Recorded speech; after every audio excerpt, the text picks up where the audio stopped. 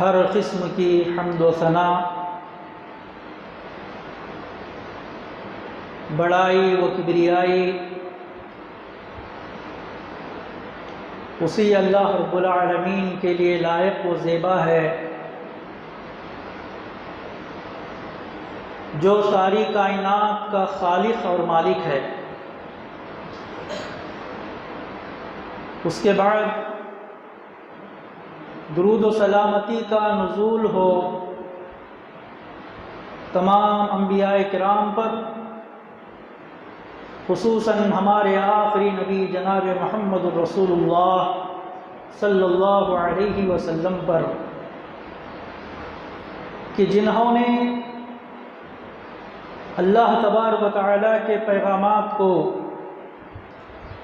اپنی اپنی قوموں تک امانت و دیانت داری کے ساتھ پہنچا دیا۔ اللہم صلی علیہم وبارک وسلم تسلیما کثیرا کثیرا۔ حضرات و خواتین، آج کے اس خطبہ جمعہ میں آپ لوگوں کے سامنے کعبۃ اللہ اور اس سے جڑی ہوئی نشانات کے بارے میں تاریخ اور احادیث کی روشنی میں کچھ باتیں عرض کروں گا، کیونکہ ہم لوگ ایام حج سے گزر رہے ہیں، تو مناسب سمجھا کہ کعبۃ اللہ کی کچھ تاریخ آپ کے سامنے ذکر کر دوں۔ کعبۃ اللہ یہ روئے زمین پر سب سے پہلا گھر ہے جو لوگوں کے لیے اس لیے بنایا گیا تاکہ لوگ وہاں رب کی عبادت کر سکیں۔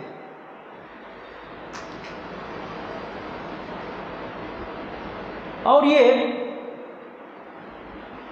سارے جہانوں کے لیے ہدایت اور برکت کا ذریعہ ہے۔ اللہ تعالیٰ نے قرآن میں فرمایا، ان اول بیت وضع للناس للذی ببکۃ مبارکہ وہدی للعالمین۔ بے شک پہلا گھر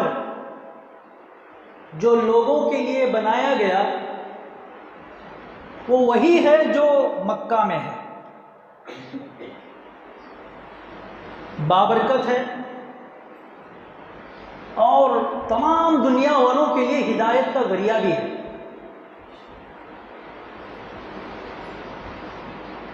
اس کی تاریخ بہت پرانی ہے۔ سب سے پہلے کعبۃ اللہ کو فرشتوں نے بنایا، دوسری مرتبہ آدم علیہ السلام نے بنایا، تیسری مرتبہ ابراہیم علیہ السلام اور ان کے فرزند ارجمند اسماعیل علیہ السلام نے بنایا، دونوں نے مل کر۔ چوتھی مرتبہ قریش مکہ یعنی رسول اللہ صلی اللہ علیہ وسلم کے خاندان والوں نے بنایا۔ اس وقت رسول اللہ صلی اللہ علیہ وسلم کی عمر 25 سال کی تھی۔ پانچویں مرتبہ عبداللہ بن زبیر رضی اللہ عنہ نے بنایا، اور اس کے بعد پھر اس کی تعمیر نو نہیں ہو سکی، البتہ اس کے اندر کچھ تبدیلی ہوئی۔ میرے بھائیوں، کعبۃ اللہ کے اندر کچھ نشانات ہیں، کچھ آثار ہیں جن کا تذکرہ قرآن مجید کے اندر بھی ہے اور احادیث مبارکہ میں بھی اس کا تذکرہ ہے۔ کعبۃ اللہ سے جڑا ہوا ایک سب سے بڑا نشان وہ ہے غلاف کعبہ، کعبۃ اللہ کا غلاف۔ کعبۃ اللہ کی دیواروں پر ایک غلاف چڑھایا جاتا ہے۔ اس کی تاریخ بھی بہت پرانی ہے۔ کہا جاتا ہے کہ سب سے پہلے کعبۃ اللہ کی دیواروں پر غلاف چڑھانے والا تبع اسعد الحمیری ہے۔ اس نے خواب میں دیکھا تھا، وہ خود بیان کرتا ہے کہ میں نے خواب میں دیکھا کہ میں کعبۃ اللہ کی دیواروں پر غلاف چڑھا رہا ہوں۔ تو پھر اس نے اپنے خواب کو پورا کیا اور مکمل طور پر کعبۃ اللہ کی دیواروں پر اس نے غلاف چڑھا دیا۔ اور پھر قریش مکہ نے قصی بن کلاب کے دور میں آپس کے تعاون سے مسلسل انہوں نے کعبۃ اللہ کی دیواروں پر غلاف چڑھایا۔ کہا جاتا ہے کہ ہر قبیلے پر اس قبیلے کی استطاعت کے مطابق مال کا کچھ حصہ اس پر مقرر کر دیا جاتا غلاف کے واسطے، اور قریش مکہ کے جتنے قبائل تھے وہ قبیلے کے لوگ آپس میں پیسہ اکٹھا کرتے، پھر ان پیسوں سے غلاف کعبہ خریدتے اور اس کا بڑا اہتمام کرتے اور لا کر کے کعبۃ اللہ کی دیواروں پر وہ غلاف چڑھا دیتے۔ پھر اس کے بعد ابو ربیعہ بن مغیرہ مخزومی کا دور آیا۔ کہا جاتا ہے کہ یہ شخص بہت مالدار تھا اور تجارت کے سلسلے میں یمن آ جایا کرتا تھا۔ تو اس نے یہ اعلان کیا کہ دیکھو، ایک سال میں اپنے پیسوں سے مکمل کعبۃ اللہ کا غلاف چڑھاؤں گا، تو دوسرے سال سارے قریش کے لوگ مل کر کے کعبۃ اللہ کا غلاف چڑھائیں گے۔ چونکہ یہ بڑا مالدار آدمی تھا تو اس نے ایک سال مکمل ذمہ داری اپنے اوپر لے لی۔ بڑا تاجر تھا، یمن آ جایا کرتا تھا، تجارت کے سلسلے میں آتا جاتا تھا، اس کے پاس بہت دولت تھی۔ تو اس نے اعلان کر دیا کہ دیکھو، ایک سال میں اپنے پیسوں سے غلاف چڑھاؤں گا، تو دوسرے سال تم لوگ سب مل کر کے اپنے پیسوں سے اس کے اوپر غلاف چڑھا دینا۔ جب اسلامی دور آیا تو تاریخ کے اندر لکھا گیا ہے کہ فتح مکہ سے پہلے رسول اللہ صلی اللہ علیہ وسلم نے اور صحابہ کرام نے کعبۃ اللہ کی دیواروں پر غلاف نہیں چڑھایا، یہاں تک کہ مکہ فتح ہونے کے بعد بھی انہوں نے کعبۃ اللہ کی دیواروں پر غلاف نہیں چڑھایا۔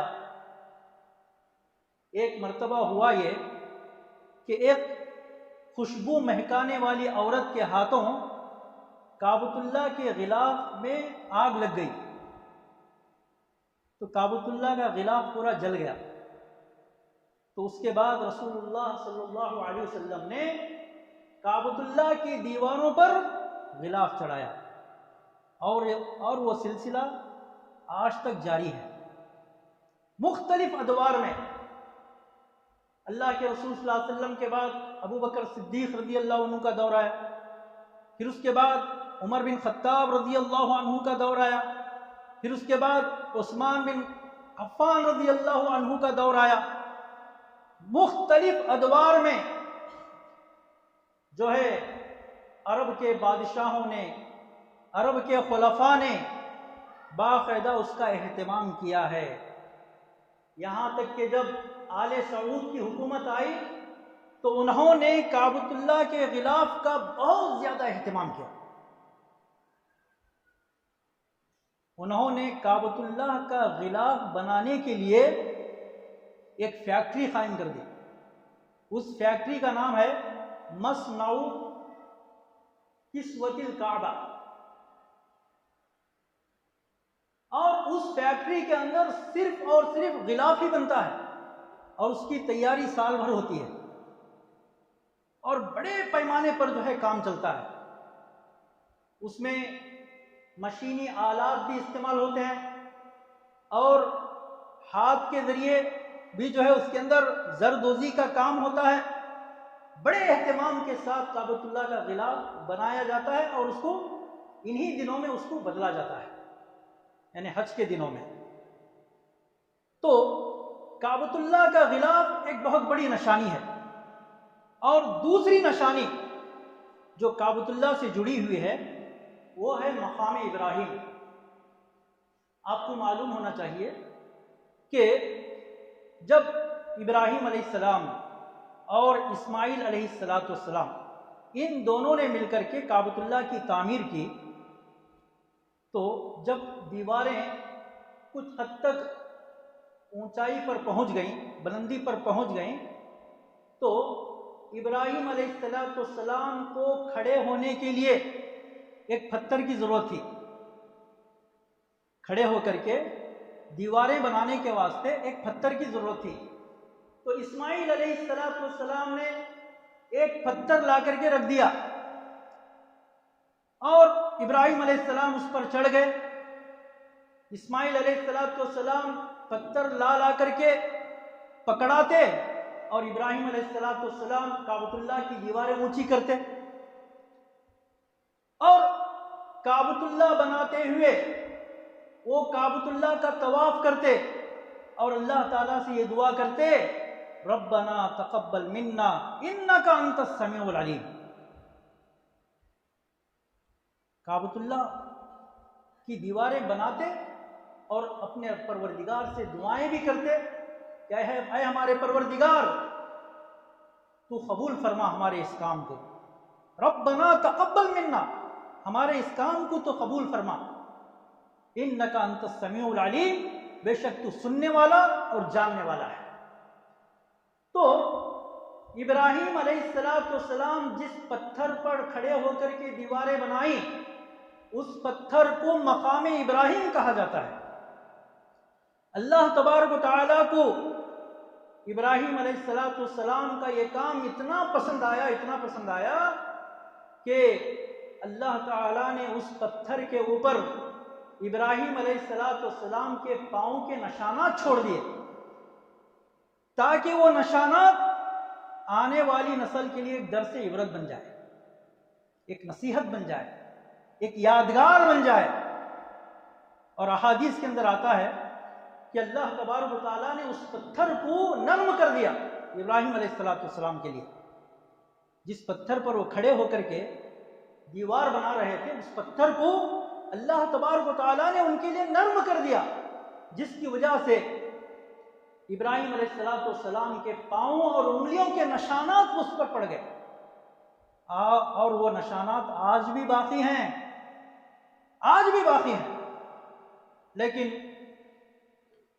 پہلے زمانوں میں لوگ تبرکن اس کو چھوتے تھے، حالانکہ اس کو چھونے کا کوئی حکم نہیں ہے اور چھونے سے کوئی اجر و ثواب بھی نہیں ہے، لیکن لوگ کیا کرتے تھے زمانے جاہلیت میں تبرکن اسے چھوتے تھے. چھونے کی وجہ سے اس کے نشانات مٹ گئے. تو یہ مقام ابراہیم ہے.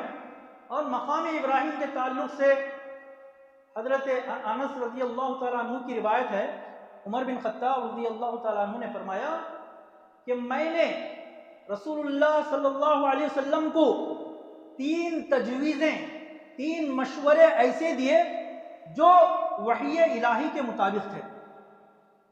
میں نے مشورہ دیا تو میرا مشورہ وحی بن کر کے آسمان سے نازل ہو گیا. اللہ اکبر.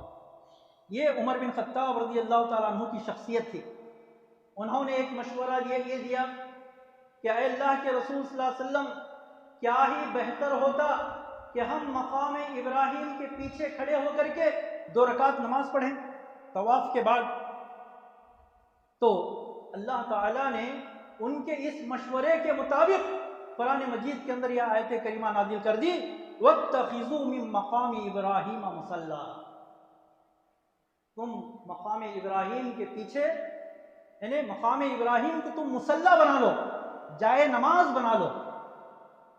تو جو بھی لوگ عمرہ کے لیے جاتے ہیں، حج کے لیے جاتے ہیں، تو کعبۃ اللہ کا طواف کرنے کے بعد جب طواف سے فارغ ہو جاتے ہیں تو مقام ابراہیم کے پیچھے کھڑے ہو کر کے 2 رکعت نماز پڑھتے ہیں اور اس کے بعد اللہ تعالیٰ سے دعائیں مانگتے ہیں. یہ مقام ابراہیم ہے.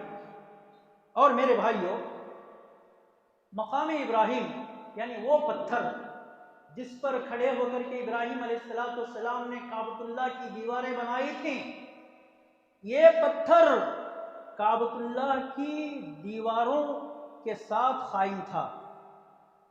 کعبۃ اللہ کی دیوار کے ساتھ قائم تھا. تو عمر بن خطاب رضی اللہ تعالیٰ عنہ نے اسے وہاں سے ہٹا دیا. کیوں؟ کیونکہ طواف کرنے والوں کے لیے بڑی تنگی ہوتی تھی اور وہ رکاوٹ بن رہا تھا. تو عمر بن خطاب رضی اللہ تعالیٰ عنہ نے اس کو وہاں سے ہٹا کر کے کعبۃ اللہ کا جو دروازہ ہے مشرق کی طرف، اس دروازے کے سامنے لے جا کر کے اس کو نصب کر دیا. تو میرے بھائیوں، یہ ہے مقام ابراہیم. یہ بھی کعبۃ اللہ سے جڑی ہوئی نشانیوں میں سے ایک نشانی ہے مقام ابراہیم. اس کی بڑی عظمت ہے، اس کی بڑی فضیلت ہے. اور میرے بھائیوں، اسی طرح کعبۃ اللہ سے جڑی ہوئی ایک بہت بڑی نشانی وہ ہے حجر. اس کا دوسرا نام ہے حتیم. حجر یہ وہ مقام ہے جب ابراہیم علیہ السلام نے حاجرہ علیہ السلام اور ان کے بیٹے اسماعیل علیہ السلام کو کعبۃ اللہ کے دامن میں لا کر کے چھوڑ دیا، تو حاجرہ علیہ السلام کو حجر کے مقام پر بٹھا دیا، یعنی کعبۃ اللہ کی دیوار کے دامن میں ان کو بٹھا دیا اور ان سے کہا، اے حاجرہ، تم یہاں پر ایک چھپر سا بنا لینا، ایک جھونپڑا، اور اسی میں رہنا. چنانچہ اسی جگہ کو حجر کہتے ہیں. اسی جگہ کو کیا کہتے ہیں؟ حجر کہتے ہیں. میرے بھائیوں، جب ابراہیم علیہ السلام نے کعبۃ اللہ کو بنایا اور اس پر ایک لمبا زمانہ گزر گیا، کعبۃ اللہ کی دیواریں منہدم ہو گئی، پھر کعبۃ اللہ کو ازسر نو بنانے کی نوبت آئی، تو قریش مکہ یعنی رسول اللہ صلی اللہ علیہ وسلم کے خاندان والوں نے ازسر نو کعبۃ اللہ کو بنانا چاہا. تو انہوں نے کعبۃ اللہ کو بنانے کے لیے اپنا حلال پیسہ جمع کیا. ان کو معلوم تھا کہ یہ اللہ کا گھر ہے، اس میں حرام کا پیسہ نہیں لگنا چاہیے، اس لیے کہ دور جاہلیت میں لوگ سود کھایا کرتے تھے اور جوا کھیلتے تھے اور غلط طریقے سے پیسے کماتے تھے. انہوں نے یہ کہا کہ بھائی کعبۃ اللہ کو بنانے کے لیے ہم اپنا حلال پیسہ جمع کریں گے. انہوں نے جب پیسہ جمع کیا تو ان کے پاس پیسہ زیادہ نہیں تھا، اس لیے انہوں نے حجر کی طرف کچھ حصہ جو کعبۃ اللہ میں شامل ہے، تقریباً وہ حصہ 6 ہاتھ 1 فٹ ہے. 6 ہاتھ 1 فٹ یعنی 10 فٹ کی جگہ ہے. 10 فٹ کی جگہ انہوں نے جو ہے شمال کی طرف چھوڑ دیا. انہوں نے شمال کی طرف 10 فٹ کی جگہ چھوڑ کر کے انہوں نے کعبۃ اللہ کو بنایا. اور ابراہیمی بنیادوں پر انہوں نے کعبۃ اللہ نہیں بنایا، یعنی ابراہیم علیہ السلام نے جو بنیادی ڈالی تھی اس بنیادی پر انہوں نے کعبۃ اللہ کی دیوار نہیں کھڑا کی، ایک طرف 10 فٹ انہوں نے چھوڑ دیا۔ کیوں؟ اس لیے کہ ان کے پاس پیسے پورے نہیں تھے، پیسوں کی کمی تھی، تو وہ حصہ بھی کعبۃ اللہ میں شامل ہے، گرچہ کہ وہ حصہ جو ہے کعبۃ اللہ سے الگ کیا گیا ہے، لیکن وہ حصہ کعبۃ اللہ میں شامل ہے۔ اگر کوئی آدمی اس جگہ میں جا کر کے نماز پڑھتا ہے تو گویا اس نے کعبۃ اللہ میں نماز پڑھ لی، اس کو حتیم کی جگہ کہتے ہیں، یعنی کعبۃ اللہ کی دیوار سے 10 فٹ دوری تک جو جگہ ہے، اور وہاں پر ایک پرنالہ بھی ہے، بارش آنے پر جو ہے پانی اس پرنالے سے گرتا ہے، لوگ اس پرنالے کے نیچے کھڑے ہو کر کے نماز پڑھتے ہیں، اور وہاں نماز پڑھنا گویا کعبۃ اللہ کعبۃ اللہ میں نماز پڑھنے کے برابر ہے، وہ کعبۃ اللہ کا حصہ ہے۔ ایک مرتبہ عائشہ رضی اللہ تعالی عنہا نے رسول اللہ صلی اللہ علیہ وسلم سے کہا کہ اللہ کے رسول، میں چاہتی ہوں کہ کعبۃ اللہ میں جا کر کے نماز پڑھوں، میری خواہش ہے۔ تو اللہ کے نبی صلی اللہ علیہ وسلم نے عائشہ رضی اللہ تعالی عنہا سے کہا ادخلی الحجر فإنه من البیت، عائشہ تم حجر میں داخل ہو جاؤ، کیونکہ حجر کا یہ حصہ بھی کعبۃ اللہ میں سے ہے، یہ بھی کعبۃ اللہ کا ایک حصہ ہے، یہ بھی بیت اللہ کا ایک حصہ ہے۔ اگر تم وہاں نماز پڑھتی ہو تو گویا تم کعبۃ اللہ میں نماز پڑھ رہی ہو۔ تو میرے بھائیوں، آج بھی جو حجاج کرام جو ہے کعبۃ اللہ جاتے ہیں، کعبۃ اللہ کا طواف کرتے ہیں، تو فرض نماز سے کچھ دیر پہلے حتیم کا وہ حصہ کھول دیا جاتا ہے، تاکہ جو ہے لوگ اس میں جا کر کے وہ شرف حاصل کر لیں۔ جو لوگ بالکل کعبۃ اللہ سے قریب ہوتے ہیں طواف کرتے کرتے، تو ان لوگوں کو موقع مل جاتا ہے وہاں جانے کا، اور وہ اس میں داخل ہو کر کے 2 رکعت نماز پڑھ لیتے ہیں، ان کے لیے وہ شرف حاصل ہو جاتا ہے۔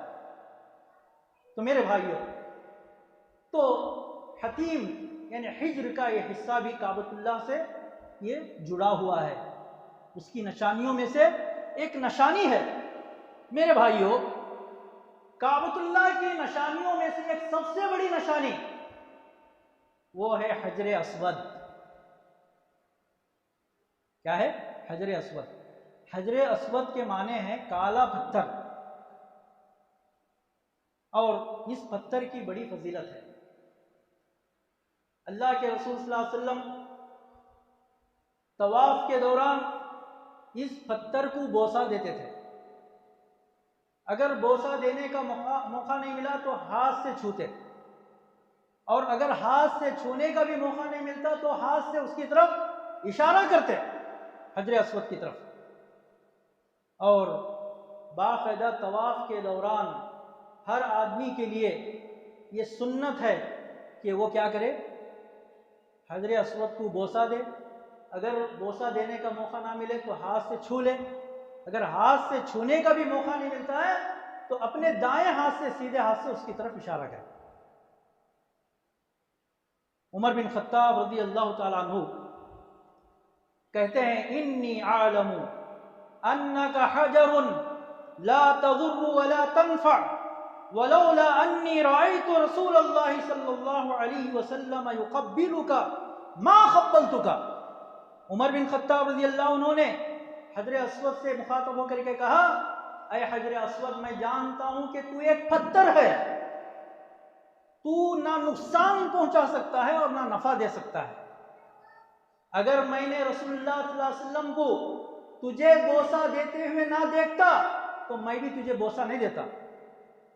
عمر بن خطاب رضی اللہ عنہ نے یہ بات کہی تھی حجر اسود کے بارے میں۔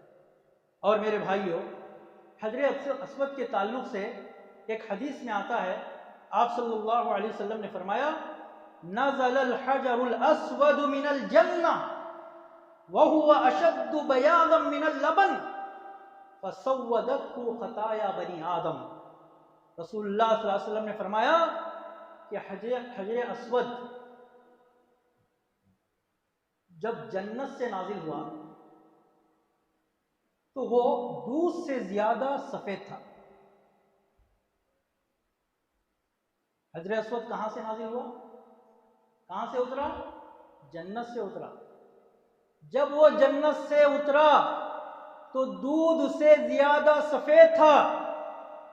فَسَوَّدَتْهُ خَطَايَا بنی آدم، بنی آدم کے خطاؤں نے اس کو کالا کر دیا، اس کو سیاہ کر دیا۔ اللہ تعالیٰ نے اس پتھر کے اندر ایک خاصیت رکھی ہے، اگر کوئی آدمی اسے بوسہ دیتا ہے تو وہ پتھر کیا کرتا ہے؟ اس کے گناہوں کو جذب کر لیتا ہے، اس کے گناہوں کو اپنے اندر کھینچ لیتا ہے۔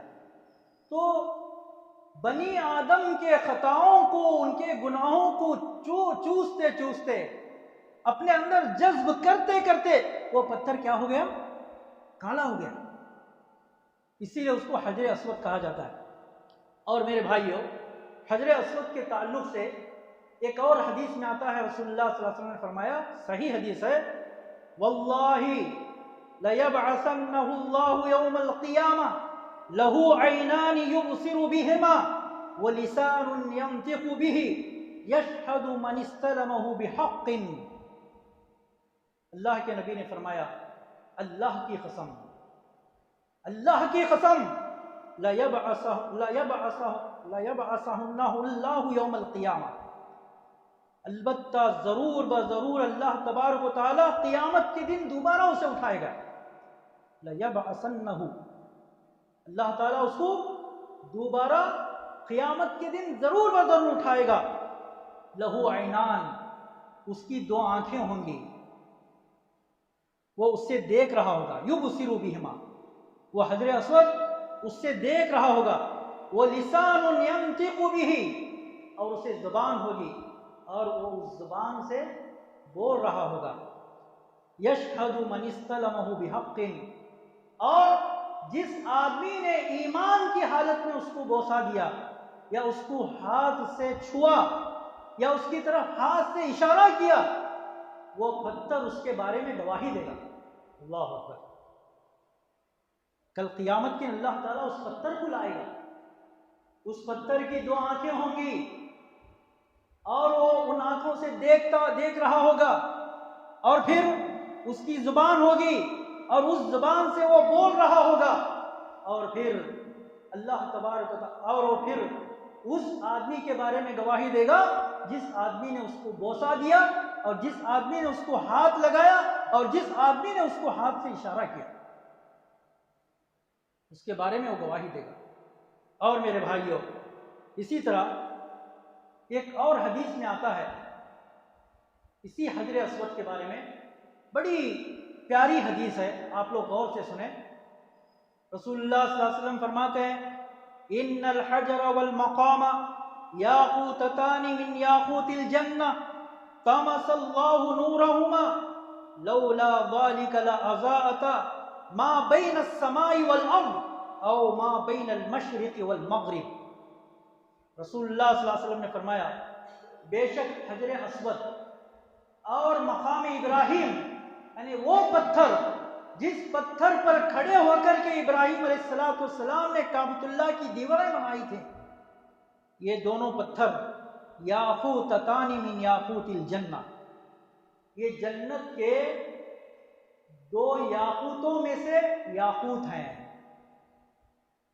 دو یاقوتوں میں سے ایک یاقوت ہے۔ یاقوت کہتے ہیں موتی کو، یہ جنت کے یاقوت ہیں، یہ جنت کے موتی ہیں۔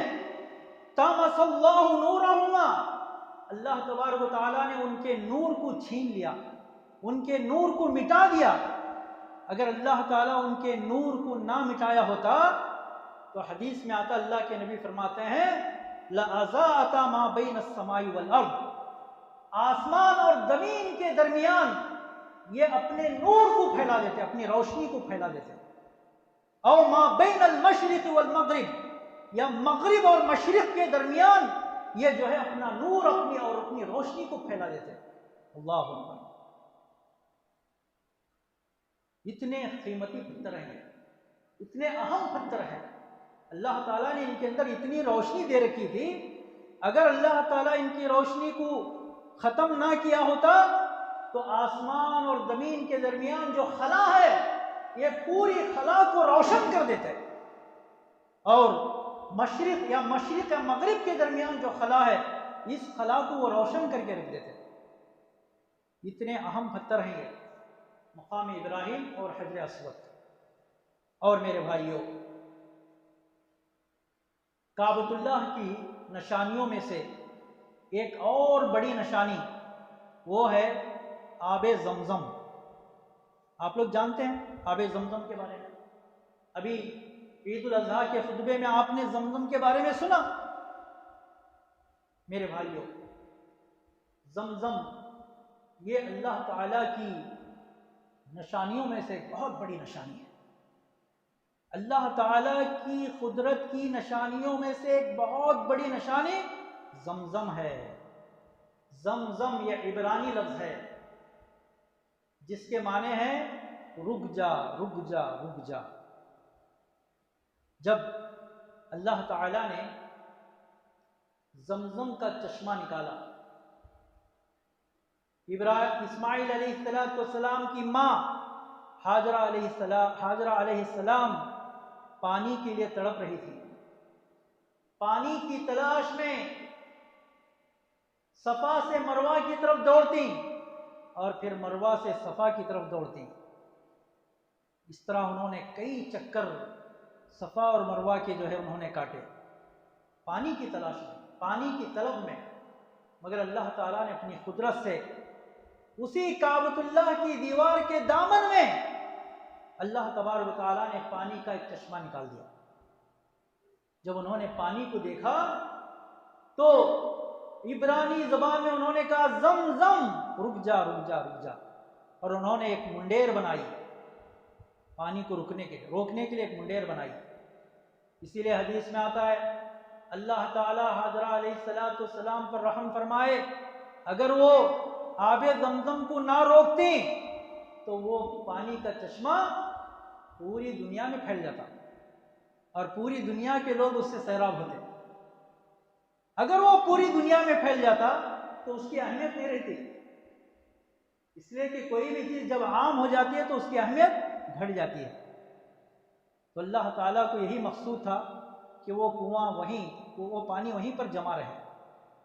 تو جب سے وہ چشمہ نکلا ہے اس وقت سے لے کر کے آج تک وہ چشمہ کبھی بند نہیں ہوا، لاکھوں کے لوگ اس سے سیراب ہو رہے ہیں۔ اور معلوم ہونا چاہیے کہ وہ پانی اتنا متبرک اور اتنا پاکیزہ اور اتنا بہترین پانی ہے کہ اگر کوئی آدمی اسے اپنی بیماری سے شفا حاصل کرنے کے لیے استعمال کرتا ہے تو اس کے لیے دوا بن جاتا ہے۔ وہ پانی کیا ہو جاتا ہے؟ اس کے لیے دوا بن جاتا ہے۔ اور میرے بھائیوں، حدیث میں آتا ہے اللہ کے نبی صلی اللہ علیہ وسلم نے فرمایا ماء زمزم لما شرب لہ، زمزم کا پانی جس مقصد سے پیا جاتا ہے آدمی کا وہ مقصد پورا ہو جاتا ہے۔ ماء زمزم لما شرب لہ۔ تو میرے بھائیوں، کئی ایک ایسے واقعات ہیں کہ لوگ اپنی بیماری کی وجہ سے بالکل موت کے قریب پہنچ گئے، ڈاکٹروں نے جواب دے دیا کہ اس بیماری سے تمہارے لیے کوئی شفا نہیں ہے، لہذا تم دوائی کرنا چھوڑ دو، علاج چھوڑ دو اور جا کر کے اپنے گھر میں بیٹھے رہو اور موت کا انتظار کرو۔ لیکن انہوں نے کیا کیا؟ انہوں نے مکہ کا رخ کیا، کعبۃ اللہ کے پاس آئے اور زمزم کے پانی کو انہوں نے دوا کے طور پر استعمال کیا، تو اللہ تبارک و تعالیٰ نے ان کی بیماری کو ختم کر دیا اور وہ موت کے منہ میں جا کر کے واپس آ گئے۔ ایسے کئی ایک واقعات ہیں میرے بھائی۔ اگر کوئی آدمی زمزم کا پانی دوا کے طور پر استعمال کرتا ہے تو اس کے لیے دوا بن جاتی ہے، اور اپنے کسی نیک مقصد کے لیے زمزم کا پانی آدمی استعمال کرتا ہے تو اللہ تعالیٰ اس کے مقصد کو پورا کر دیتا ہے۔ تو میرے بھائیو، کعبۃ اللہ سے جڑی نشانیوں میں سے ایک سب سے بڑی نشانی کیا ہے؟ آب زمزم، زمزم کا پانی ہے۔ اور میرے بھائیو، کعبۃ اللہ سے جڑی نشانیوں میں سے ایک اور بڑی نشانی ہے، وہ ہے صفا اور مروہ۔ صفا اور مروہ یہ دو پہاڑیوں کے نام ہیں جو کعبۃ اللہ سے بالکل قریب ہیں۔ آج وہ پہاڑیاں ختم ہو گئیں، اس کے کچھ نشانات باقی ہیں، اور کعبۃ اللہ کی عمارت اتنی وسیع ہو گئی ہے، اتنی وسیع ہو گئی ہے کہ اس کی پرانی نشانیاں اب بالکل باقی نہیں رہیں۔ صفا اور مروہ کی پہاڑی جو کہ ایک زمانے میں اونچی تھی، لیکن وہ بالکل جو ہے ختم ہو گئی ہے، صرف نشانی کے طور پر کچھ اس کے چٹان، کچھ پتھر اس کے باقی رکھ دیے گئے ہیں تاکہ لوگوں کو سمجھ میں آئے کہ بھئی یہ صفا مروہ ہے۔ اور صفا اور مروہ کی سعی یہ حج کے ارکان میں سے ہے، عمرہ کے ارکان میں سے ہے۔ اس آدمی کا عمرہ ہی نہیں ہوگا جس نے صفا اور مروہ کی سعی نہیں کی، اس آدمی کا حج ہی نہیں ہوگا جس نے صفا اور مروہ کی سعی نہیں کی۔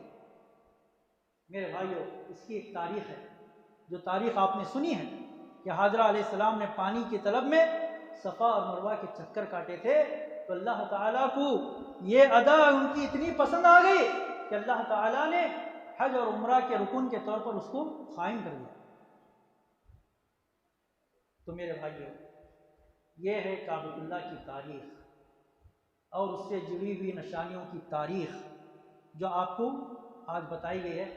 جو لوگ حج پر گئے ہوں گے یا عمرہ کے لیے گئے ہوں گے وہ لوگ بہتر جانتے ہیں کہ یہ سب ساری نشانیاں کہاں کہاں واقع ہیں۔ میرے بھائیو، یہ جو حتیم کا جو حصہ ہے، جو قریش نے جو ہے پیسوں کی کمی کی وجہ سے چھوڑ دیا تھا اور ابراہیم علیہ السلام کی بنیادوں پر اس کو قائم نہیں کیا تھا دیوار کو،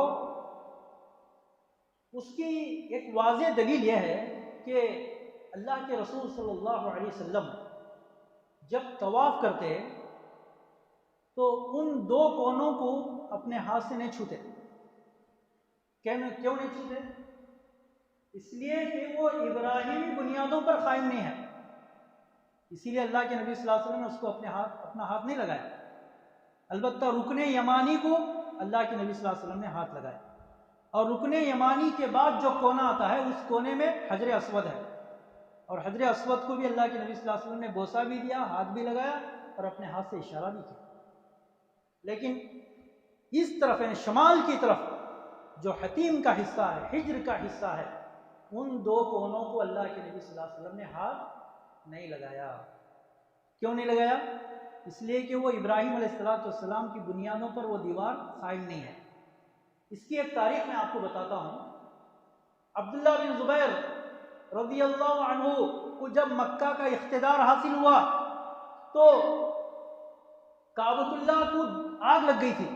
ان دنوں میں کعبۃ اللہ کے آس پاس بہت سارے خیمے تھے، ایک خیمے میں آگ لگ گئی تو وہ آگ پھیلتے پھیلتے، اور اس دن ہوا بھی بہت تیز تھی، وہ جو ہے ہوا کی وجہ سے وہ آگ پھیلتے پھیلتے پھیلتے کعبۃ اللہ کو لگ گئی، اور کعبۃ اللہ کی دیواروں میں جو لکڑیاں تھیں، جو ستون نصب کیے گئے تھے، ان ستونوں کو بھی وہ آگ لگ گئی اور کعبۃ اللہ کا چھت بھی جل گیا۔ اور حالت ایسی تھی کہ اگر کعبۃ اللہ کی دیوار پر اگر ایک کبوتر بھی بیٹھ جاتا تو اس کی مٹی نیچے گرنے لگتی۔ چنانچہ عبداللہ بن زبیر رضی اللہ عنہ نے کعبۃ اللہ کو استرینو بنانے کا ارادہ کیا، اور انہوں نے کعبۃ اللہ کو بناتے وقت دو نئے کام کیے، دو نئے کام۔ اس کا ایک ہی دروازہ تھا، انہوں نے اس کے دو دروازے بنائے، ایک مشرق کی طرف ایک مغرب کی طرف۔ اور قریش مکہ نے پیسے نہ ہونے کی وجہ سے جو حجر کا حصہ، کعبۃ اللہ کا حصہ چھوڑ دیا تھا، اس حصے کو انہوں نے کعبۃ اللہ میں شامل کر لیا۔ یہ دو بڑے کام انہوں نے کیے عبداللہ بن زبیر، کیونکہ وہ حدیث جانتے تھے۔ اللہ کے نبی صلی اللہ علیہ وسلم نے ایک مرتبہ عائشہ رضی اللہ تعالیٰ عنہ سے کہا تھا، اے عائشہ، اگر تیری قوم کے لوگ نئے نئے مسلمان نہ ہوتے تو میں کعبۃ اللہ کی دیواروں کو گرا کر کے، کعبۃ اللہ کو منہدم کر کے، میں ان کو جو ہے ابراہیم علیہ السلام کی بنیادوں پر کھڑا کرتا. چونکہ وہ ابھی نئے نئے مسلمان ہیں، مجھے ڈر ہے اس بات کا کہ اگر میں یہ کام کروں گا تو وہ اسلام سے پھر جائیں گے، مرتد ہو جائیں گے. مجھے اس بات کا ڈر ہے، اسی لیے میں خاموش ہوں. اور میں یہ کام بھی کرتا کہ جو ہے اس کا جو ایک دروازہ ہے، ایک دروازے کے بجائے اس کی 2 دروازے میں بناتا اور کعبۃ اللہ کو زمین کے برابر بنا دیتا. یہ حدیث عبداللہ بن زبیر رضی اللہ تعالیٰ عنہ جانتے تھے. اس حدیث کے مطابق انہوں نے یہ کام کیا. لیکن بعد میں چل کر کے عبد الملک بن مروان کو جب اس کی اطلاع ملی، عبداللہ بن زبیر رضی اللہ عنہ کو شہید کر دیا گیا وہیں مکہ میں. وہ ایک تاریخ ہے، وہ الگ تاریخ ہے. عبداللہ بن زبیر رضی اللہ عنہ کو شہید کر دیا گیا.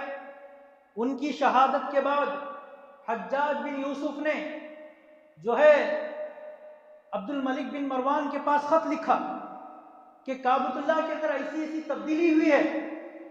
تو عبد الملک بن مروان نے حجاج بن یوسف کو حکم دیا کہ کعبۃ اللہ کو ویسے ہی بناؤ جیسے پہلے تھا، یعنی وہ دیوار توڑ دو، جو دیوار انہوں نے آگے بنائی ہے اسے توڑ دو اور قریش کی بنیاد پر اس کو بناؤ.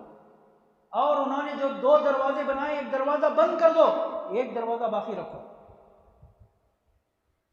تو عبد الملک بن مروان کے حکم سے حجاج بن یوسف نے عبداللہ بن زبیر نے جو تبدیلی لائی تھی اس تبدیلی کو ختم کر دیا.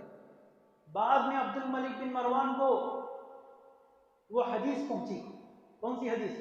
وہ حدیث جو اللہ کے نبی صلی اللہ علیہ وسلم نے عائشہ رضی اللہ تعالیٰ عنہ سے بیان کی تھی کہ اے عائشہ، اگر مجھے اس بات کا ڈر اور اندیشہ نہ ہوتا کہ تیری قوم کے لوگ اسلام سے پھر جائیں گے تو میں کعبۃ اللہ کو منہدم کر کے اس کو ابراہیمی بنیادوں پر بناتا اور اس کے 2 دروازے بناتا اور اس کو زمین کے برابر بناتا. یہ حدیث بعد میں پہنچی عبد الملک بن مروان کو. جب یہ حدیث اس کو پہنچی تو عبد الملک بن مروان بہت افسوس کیا، بہت پچھتایا کہ کاش یہ کام میں نہ کیا ہوتا تو بہت اچھا ہوتا. تو میرے بھائیوں، اس دور میں جو کعبۃ اللہ بنا ہے، آج بھی کعبۃ اللہ اسی حالت میں قائم ہے.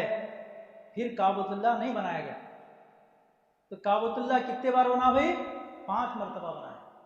ایک بار فرشتوں نے بنایا، پھر اس کے بعد آدم علیہ السلام نے بنایا، پھر اس کے بعد ابراہیم علیہ السلام نے بنایا، پھر اس کے بعد جو ہے قریش کے خاندان والوں نے بنایا، پھر عبداللہ بن زبیر رضی اللہ تعالیٰ عنہ نے بنایا. 5 مرتبہ اس کی جو ہے. تو یہ کعبۃ اللہ کی تاریخ ہے. ہم مسلمان ہیں. کعبۃ اللہ یہ اللہ کا گھر ہے اور سب سے پہلا گھر ہے جو اس روئے زمین پر بنایا گیا. اس کی تاریخ کو جاننا ہمارے لیے ضروری ہے. اسی لیے میں نے جو ہے آج کے خطبے میں کعبۃ اللہ کی ایک مختصر تاریخ آپ کے سامنے بیان کی ہے. اللہ سے دعا ہے کہ اللہ تعالی ہم تمام کو کعبۃ اللہ کے شرف اور اس کے تقدس کو سمجھنے کی توفیق عطا فرمائے. اور اللہ تعالیٰ نے جن کو بھی مالی استطاعت دے رکھی ہے، اللہ تعالیٰ ان کو حج کرنے کی توفیق عطا فرمائے. آمین. اقول قولی ھذا استغفر اللہ لی ولکم ولسائر المسلمین وما علینا الا البلاغ.